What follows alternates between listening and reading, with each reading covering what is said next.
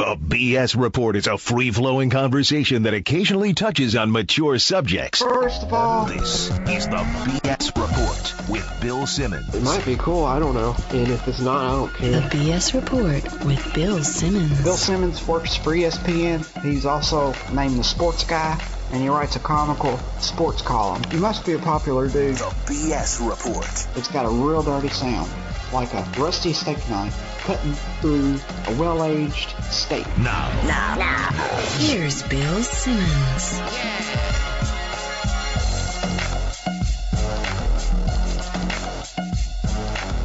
Welcome to the BS Report. I'm here in the studio with my buddy Jalen Rose and Iron Mike Tyson. The champ is here! How are you? I'm doing well, thank you. Do people still call you Iron Mike or no? Man, they call me everything. I used hi. What brings you to town? You're promoting your one-man show? One-man show. We're going to be performing at the Pangaeas, and it's going to be pretty awesome. We started in Vegas for a 10-week go. It was sold out every night. Spike Lee had an assistant that watched the show in Vegas, and Spike called me, and he wanted to do it and take it to Broadway. And I had no idea we were going to go to Broadway so soon. I was thinking maybe we tour the nation first, then we can go to Broadway. But it was just right after the Vegas show. I was very excited, of course. Jalen, why don't you have a one-man show? Because I'm no champion like Mike Tyson. No, you are a champion. Don't start that crap. But this is the thing. The hardest thing it is for an athlete to do is reinvent themselves. And they normally say it takes you between 5 and 8 years after you last perform to actually get the public to view you as who you are now. A lot of the public doesn't remember that George Foreman was a boxer. They remember the George Foreman grills. Or John Madden was a football coach, that he was the coach of the Raiders. You have managed to do that. Can you talk about rebranding yourself to the public in movies and now what you're doing on Broadway? Well, I don't know anything about rebrand. That's the new phase, new word they talk about. I just wanted to change my life. I wanted to stop using drugs. I just wanted to change. I just want to say, well, listen, I did this all before, but I'm doing this stuff. I'm sleeping with strangers every night and stuff. I'm doing the drugs. I'm doing everything, and it's not taking me anywhere. I'm not feeling good. Let's try something new. But it wasn't What year that was easy. that when that happened? Maybe on what? 2009.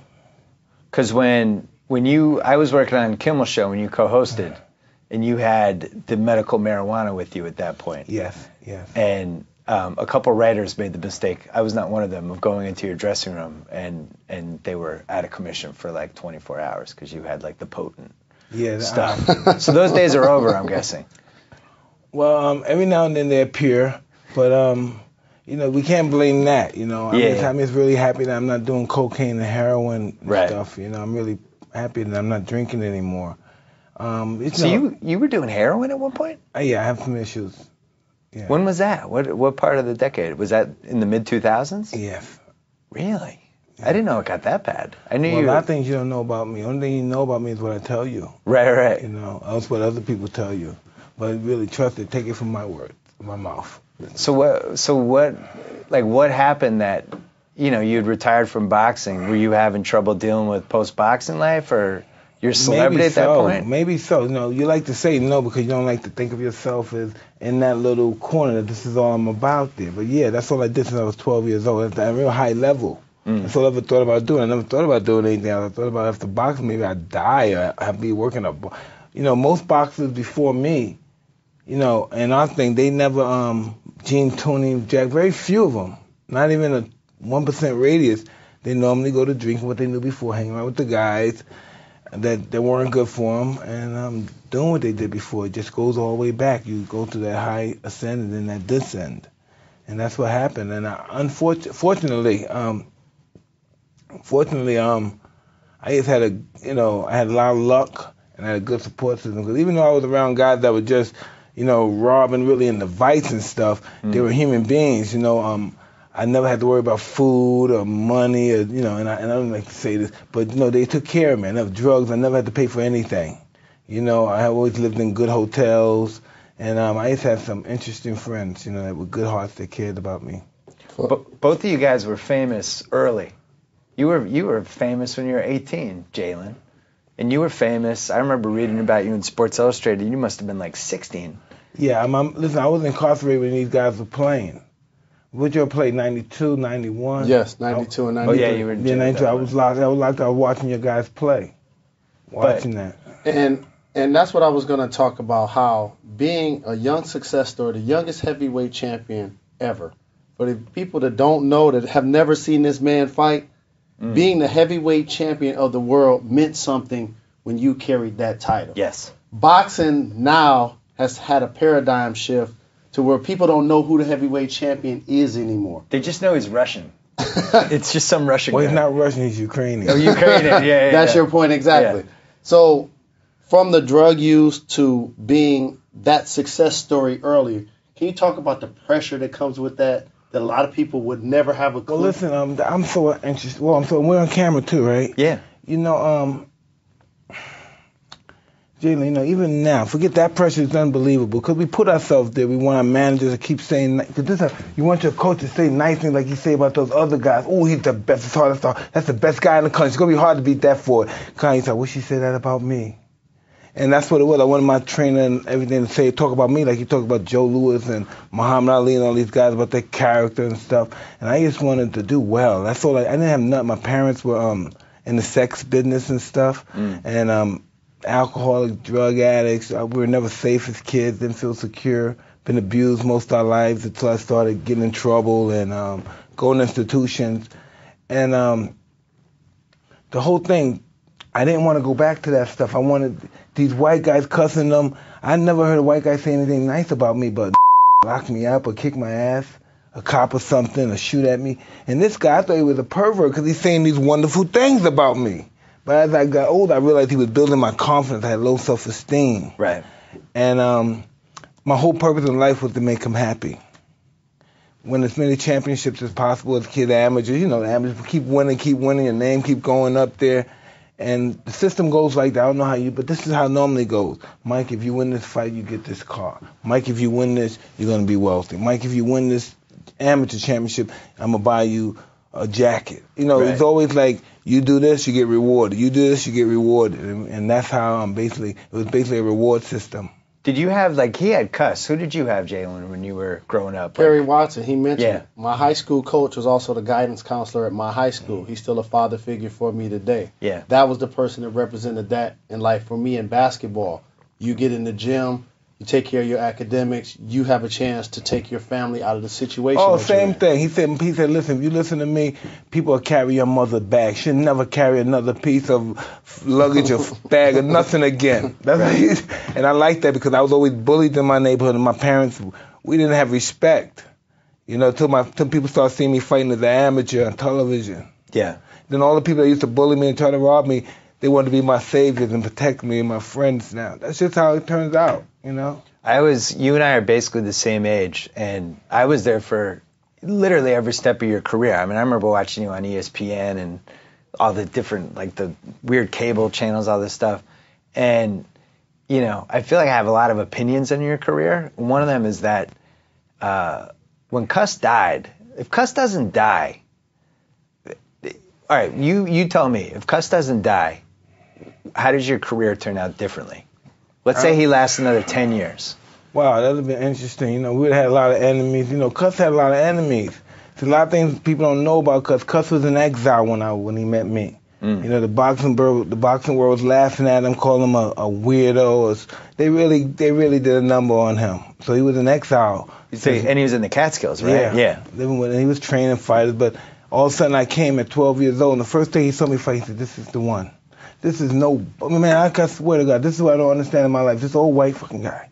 You know, he looks at me, he's been fighting on me. I don't know what I'm doing. I'm getting the crap beat out of me while I'm in the ring. But I'm trying hard, but I'm bleeding, I'm getting crap, I'm getting shellacked." And he said, "This is the one. This is who I've been waiting for." I'm getting shellacked. I'm getting the crap beat out of me during this session. And this guy said, "This is the one I've been waiting for." And when did you know that you were worthy of that respect? When I was 15. About age 15? 15. How come? Well, he took him 2 years to build me up. Right. But the thing that was amazing about you as a boxer, and it actually started slipping as your career went along, technically, you were great. That was the thing that you never got enough credit for, because everyone's like, oh, Tyson, he's unstoppable. Everybody's afraid of him. They thought it was only power. You were going body, face, like you were throwing 4 or 5 punch combinations that it was clear that you'd put a lot of study into the whole art of boxing. Even to this day, even a lot of experts, and that's why, because there's just such an overwhelming belief that this is a tough man's sport. Oh, he's tough. This is not a tough man's sport. A tough man's he's going to talk funny at the end of the day in this business. Yeah. This is a thinking man. This is a smart man's sport.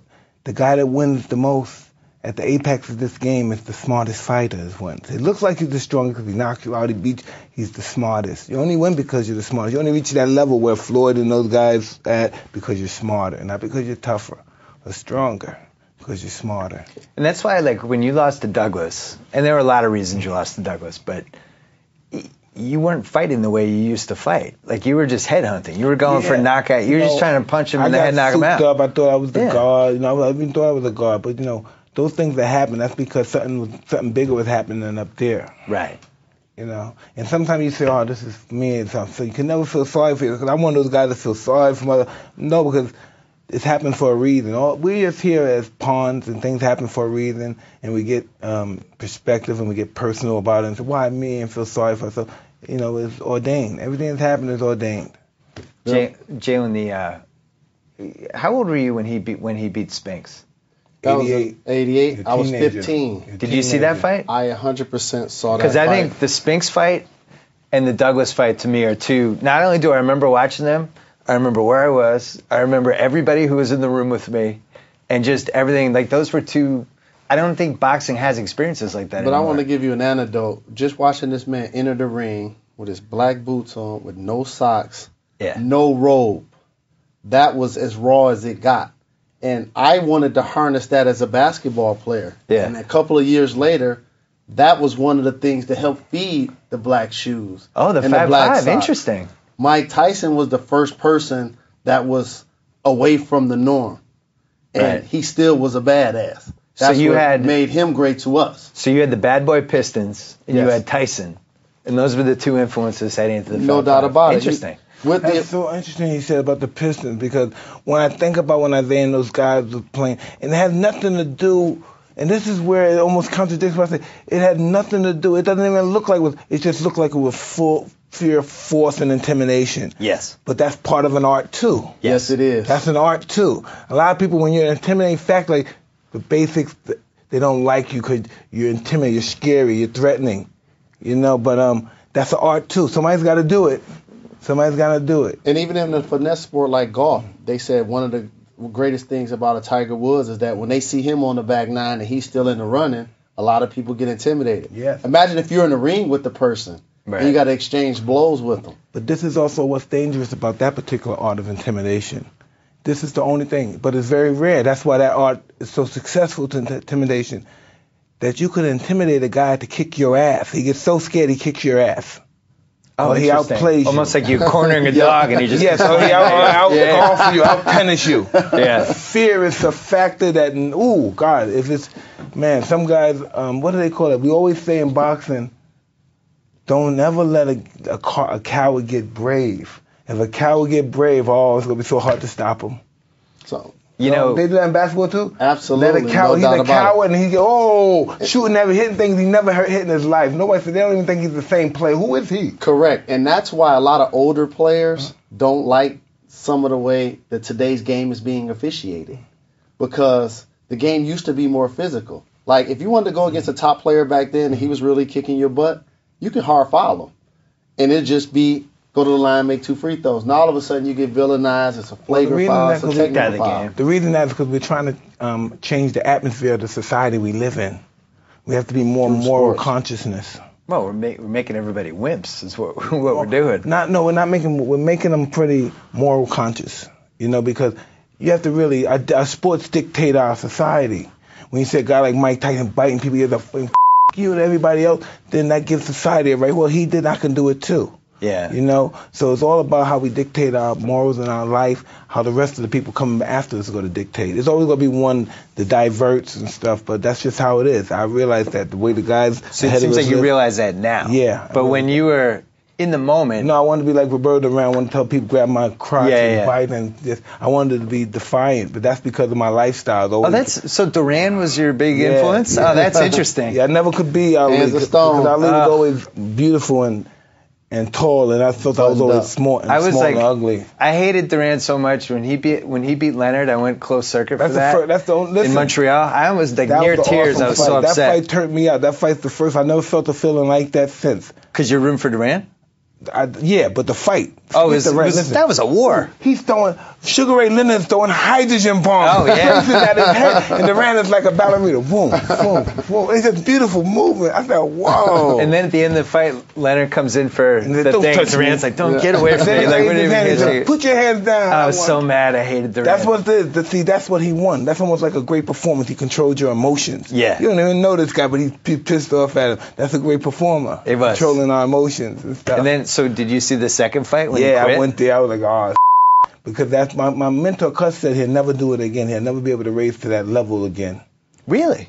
Too quick. He said, he'll never do it again. Oh, he said he peaked. Yeah, he peaked. That's what he said. Wow. See, I didn't know much about boxing, but I'm listening. I said, no way, he's going to do it again. He'll never reach that level again. With the emergence of MMA, what do you think about the state of boxing today and how MMA has probably affected MMA needs their... It needs their Mike Tyson. They need their light and the shine. Yeah. You know what I mean? They need their light. But once boxing's going to always come. Boxing's been dead for many years before we were born. And there's always going to be some guy. It's all about the personality. You got the skill. You got to have a little skill. You don't have to have a great deal of skill. You have a little skill enough and be a little tough, and you got that personality. It's all about personality. Well, I do wonder, like, who gets into boxing? Like, you got into boxing because you were poor. And you didn't have a lot of life options at that point. And that seems to be most of the people that get into boxing. This is a poor man's sport. Yeah. The only thing all the fighters have besides Muhammad Ali is probably the only one that was a middle class fighter. Muhammad Ali never had a street fight. Oh yeah, he was from what, Louisville? Louisville, but he was just he's just an animal. He looks more like a model than a heavyweight champion.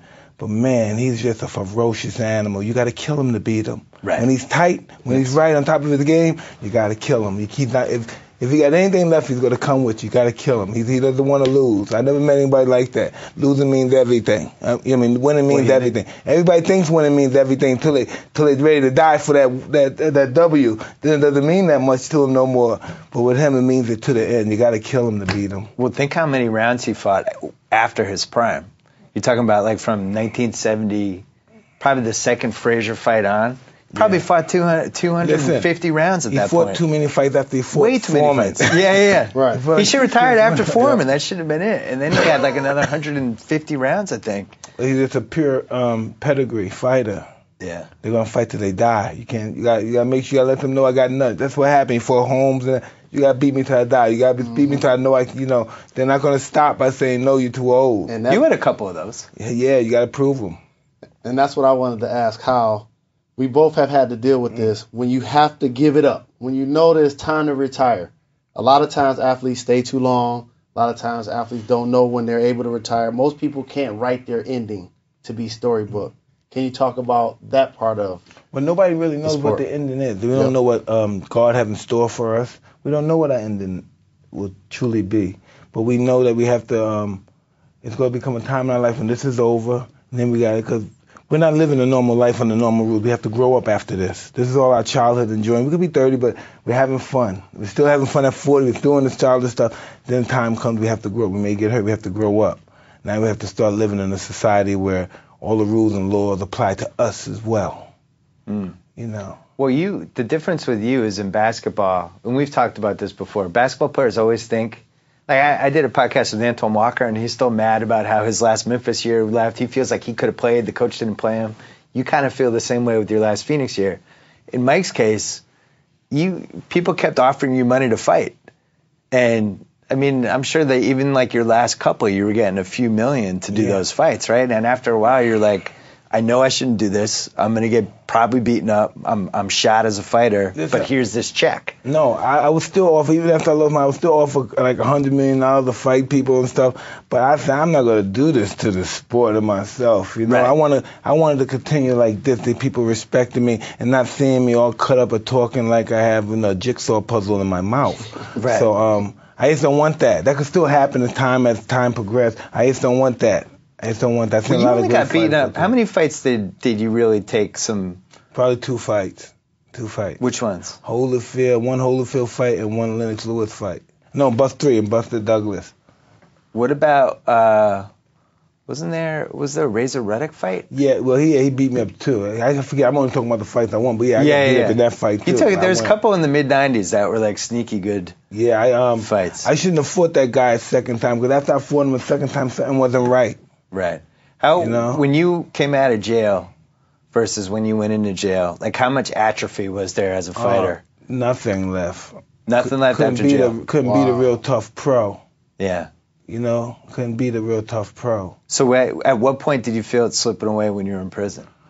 I just knew I'm different than other fighters. I knew I could manipulate people's minds and thinking and stuff. Right, it's mental stuff, yeah. So I would say things intimidating, and I read a lot of books, so I knew how to project stuff and say things. You reading books about how to intimidate people? Yeah, I read the Prince. I read the Prince and all that stuff, And you read about Machiavelli. Wow. He said after you cut a guy's head off, you be audacity and say this is going to happen to who? It's all that crazy stuff, and it worked.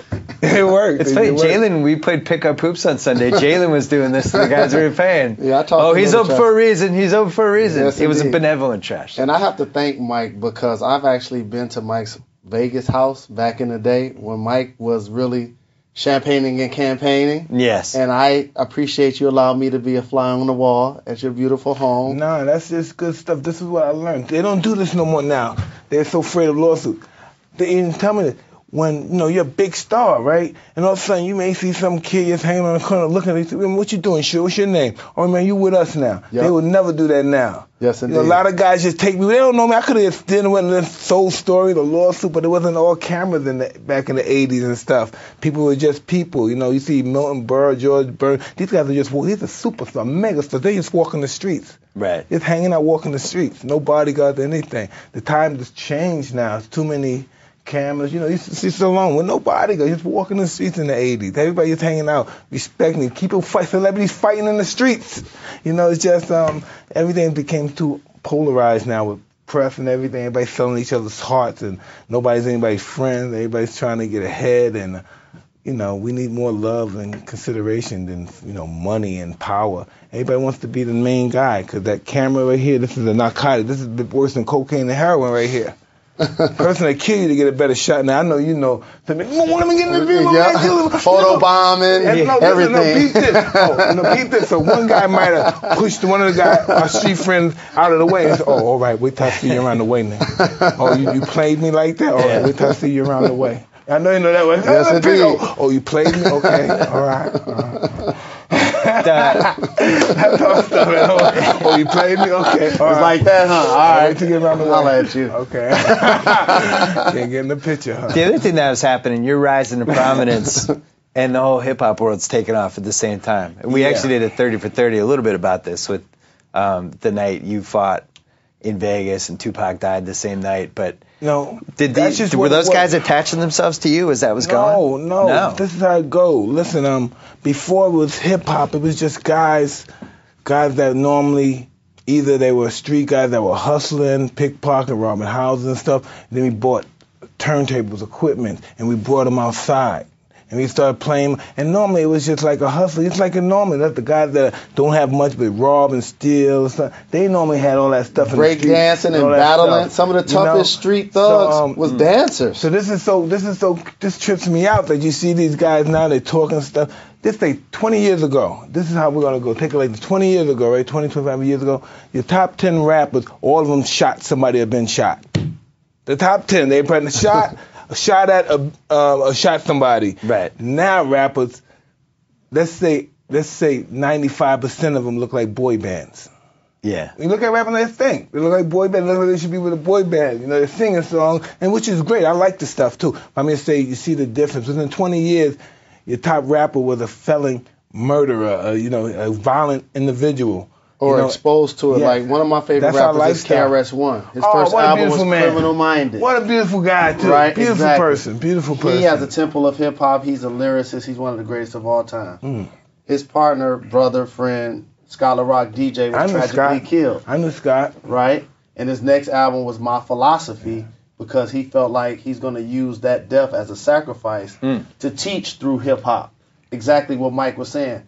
People underestimate all of these people you see in rap or breakdancing or graffiti, all of these things that make up hip-hop. These cats were actually robbing and stealing and killing to get before they started to do it. We used to go to other blocks and dance off versus each other, like in Beach Street, for example. Guys that did music and stuff, those were tough guys in the neighborhood. Not guys, tough guys in the neighborhood. Scooter Love and those guys playing. When they're playing, their guys got their guns at the system. Guys, in our neighborhood, inner city neighborhood, guys like to come around and shoot around crowds and break the crowds up because everybody's having fun. They want to ruin things. So everybody has to have their guns just in case people want to ruin it. Don't go nowhere, people. And they shoot back. Stop, people, please stay. It'll be over. And they don't stop the music. Yeah, don't stop. Where were you living like in the 80s before you met Robert Givens? I was living, what the hell? I was living in were you in a city? Midtown. Yeah, I was in New York City, Midtown. You were in Midtown, New York City? Yeah, 40th and 2nd Avenue. So this was like from 85 to 88? Mm-hmm. Oh, wow. I didn't know. I don't think I remember this. So who were you hanging out with? Everybody. Anybody and everybody? Yeah, I was really, everyone's calling you the champ. Yeah, I was young. I'm a young kid, 19, 20 years old. There's ladies.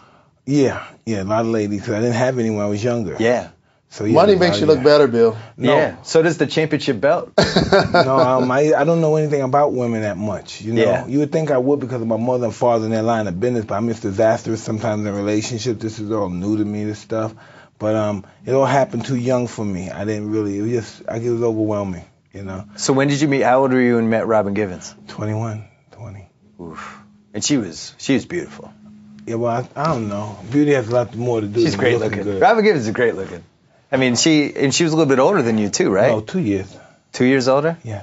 Did you ever think, like, when you met her, were you like, this is the one, this could be my first wife, my only wife? Oh, man, I loved the last year dirty tampons back then. But I never had a girlfriend back then. I was just some big, strong. You know those guys that never had those things, a big strong. Yeah. That's why I was knocking everybody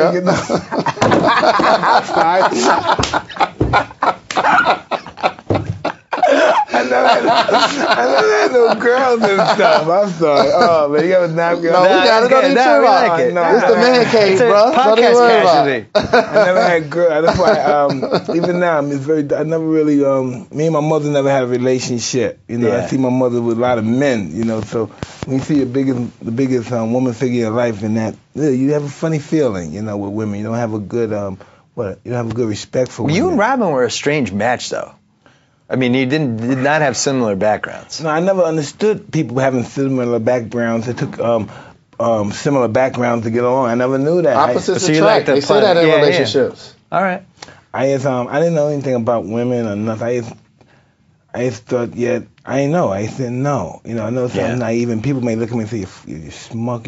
I didn't know. I saw my mother get beat and have sex with people. That's what I thought. You get out of line, you get your ass kicked. Other than that, give me some sex. Right. I said no. And also in life, people overlook the fact you can't be great at everything. Like if you're a great boxer, you can't be great at finance. You're not checking every part of the checklist. There are things that have volumes.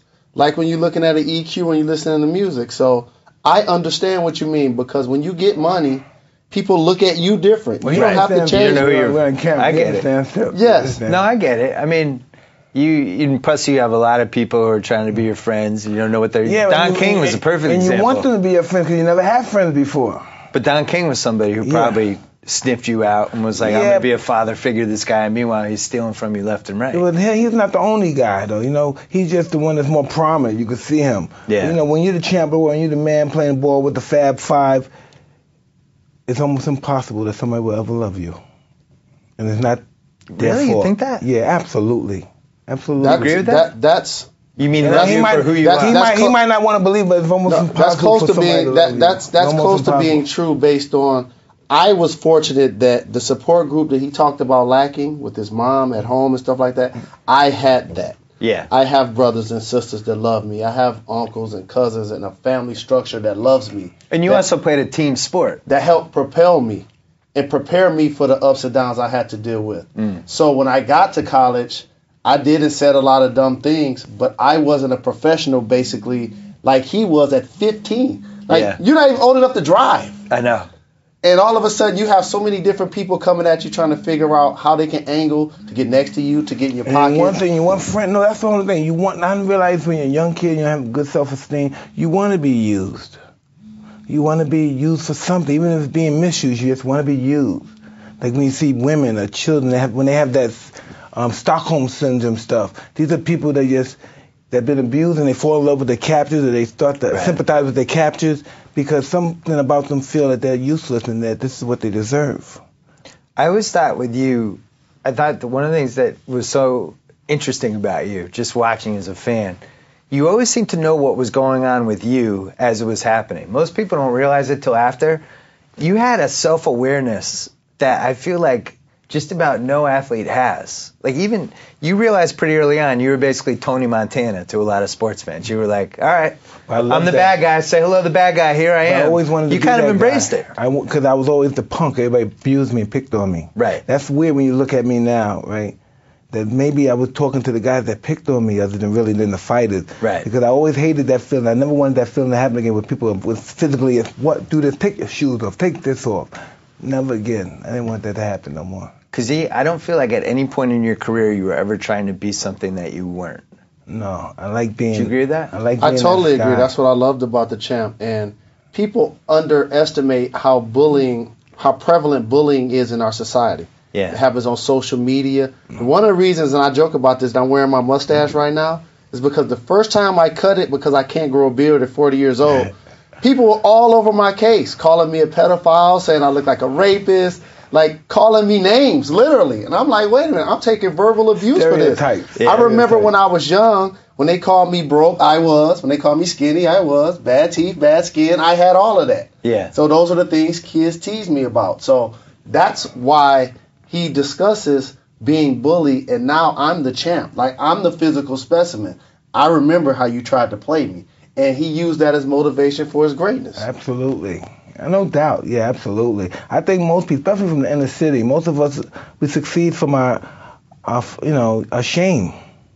You know what I mean? In the city, if you come from where I come from, anything's capable of happening to you. Yeah. So from our shame, you know what I mean? We don't want to. I remember the first day my mother died, I'm 16, first day, we're going to be famous. I'm going to be the most famous Tyson ever. Nobody's going to know Sicily and Tyson chicken and I'm only 16, I'm saying it. I should be thinking about, I need an education. I know what I'm going to do. How my mother going to get a headstone? But I've been thinking, we watch more, I'm going to be famous. Because we believe if you're famous, you're successful in life. But not necessarily so. Yep. That's what we believe. If that guy's famous, he got money. We see him on television, he got some money. 100%. Because when you don't have anything, all you have is your name, your pride, and your respect. So if you live like outside of the inner city, you don't understand how the inner city workings happen, you will wonder why these two gentlemen are getting into a fight over somebody stepping on my gym shoes. It's not the fact that somebody said, I don't like that roll. Roll again. They're dead. They're going to die. Probably die, else somebody's going to have a bad sore or something, go home and say, what happened? You know, something bad going to happen. We come from a neighborhood where we're youth. We know when something real bad is going to happen. It's in the air. You know, we know, this is not going to end up well. I'm sure you've seen the Rocky movies, right? Yeah. Many times. Rocky 3, Rocky wins. He gets domesticated. He loses to Clubber Lang. Clubber Lang's the younger, hungrier guy who comes up. That's the best Rocky, that one. It's the best Rocky. That was the best Rocky. Mickey says to him, the worst thing that happened to you could have happened. You got domesticated. Did you feel like you got domesticated as the 80s went along? You're making a ton of money. 100%. You have a giant house. Everything you've ever dreamed about actually happened. You have a nice-looking wife. Because this is interesting. I hated that guy, Mike Tyson, so much I never wanted to be him. You hated the guy you became, you mean? No, I hated Mike Tyson. The guy that the mothers and fathers, that pimps and selling people. Oh, I got you. He's this gutter kid, lives in the gutter. All that stuff about I didn't like. And so I just wanted to be different. I thought if I go through this and do this, it's no more of my past. My past is all about murder and criminal acts and all that stuff. So I didn't want no more of that in my life. But I found out that I had to embrace that. I couldn't run from it. Yeah. When did you find that out? In jail? No. Before that? Just before that, going through my program, through my rehab, through my recovery program. I've been through the whole work, man. My my insane asylum. It's all my little acts, all this stuff. My lifestyle that I live, my drugs, my violence, all that stuff leads to like dying, prison, psycho ward. So all those things in general put me in perspective to know this has to change and this is how it's going to change. When you lost the title, did like a weird part, because it seemed like you were almost like trying to sabotage the stuff you had in some degree. Was part of you like relieved that you lost the title or no? Part of me felt I didn't deserve it. Because so many nice things would happen. I'm used to seeing some bad things. I'm used to being in the room and people, it's really stuff that's not cool. And all this nice thing is happening. All my friends this is where it got tricky. You understand? I'm on the top of the world. But all my friends are dead. All my close friends are dead. Or in need. Yeah. And it's hard to be the champion that has all of these great things that he aspired to have. I got the house, I got the beautiful wife, I have all of these things. But I have so many people, 1% or 99%, that have been a part of this progress along the way that feel like I owe them. And you feel guilty because you're not taking care of this guy? No, I feel guilty because they're dead. And I have no real support. Nobody cares about me. I know. Who were the two guys you brought to Japan who were in your corner? Rory? No, those were some trainers. They were trainers. Those weren't your buddies, though? No, they were my buddies. They were my trip. But these guys were trainers. It seems like that, like, by 1990, those were, like, your two guys, and that was it. Well, sometimes, listen, this is what I learned in life and my experience. Check this out, brother. Everybody that you fight is not your enemy, and everybody that helps you is not your friend. So you don't know who your friend is. And many times in life, people are going to say they're your friend, but it's going to come a time in life where we have to prove that we're somebody's friend.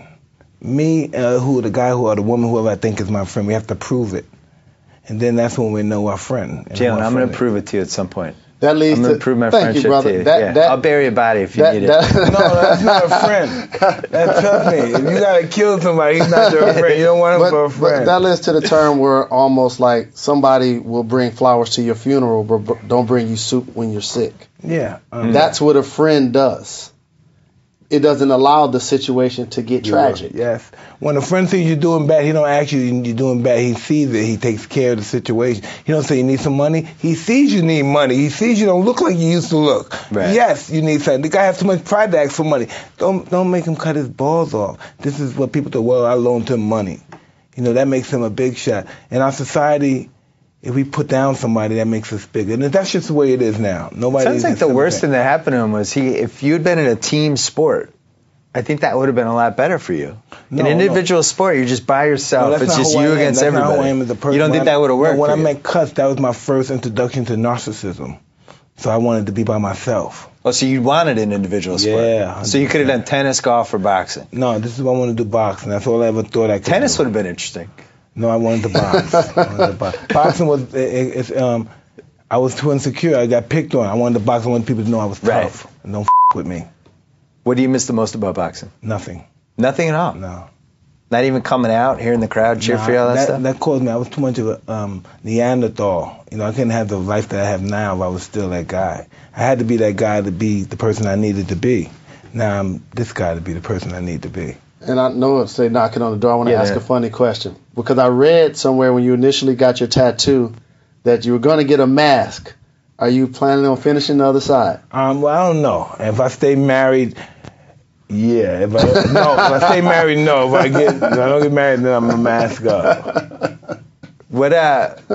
You did The Hangover, kind of introduced you to a whole new under 20 generation, right? Yes. Because none of those people saw you fight. Yeah. Well, I'm so glad you, because that's pretty interesting, pretty scary, uncomfortable for me now, because I remember what happened last time.